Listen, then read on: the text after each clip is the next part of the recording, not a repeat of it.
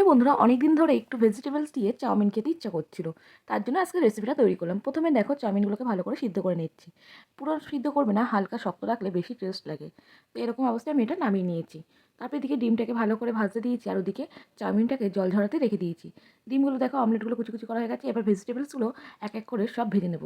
কড়াইতে তেল গরম করে একটু নুন দিয়ে তাতে প্রথমে গাজরগুলোকে ভালো করে কড়া তেলে ভেজে নিচ্ছি। তারপর তুলে নেওয়ার পর এখানে ফুলকপিগুলোকে ভালো করে ভেজে নেব। তার মধ্যে দিয়ে দেবো এখানে বিনসগুলো দিয়ে আবারও ভালো করে নাড়িয়ে চাড়িয়ে যখন হয়ে আসবে 90% তখন দিয়ে দেবো ক্যাপসিকাম।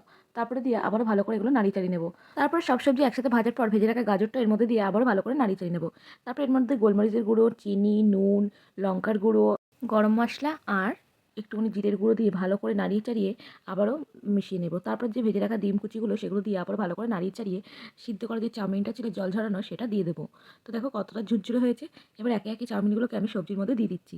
এরপর এটা ভালো করে নাড়িয়ে চাড়িয়ে নিতে হবে যাতে সবজিগুলো ভালো করে চাউমিনের সাথে লেগে যায় আর সুন্দর একটা কালার চলে আসে। হোয়াইটের মধ্যেই থাকবে, আমি এখানে যেহেতু কালার করবো হোয়াইটের মধ্যে। তো দেখো কত সুন্দর দেখতে লাগছে। এটা প্রায় হয়ে গেছে আমার। এরপরে নামানোর আগে একটু গরম মশলা দিয়ে নামিয়ে নেবো।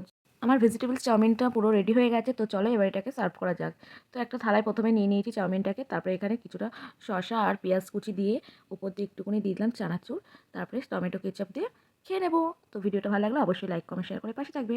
আর তোমরা কবে বাড়িতে খাচ্ছ অবশ্যই কমেন্টে জানিও। বাই।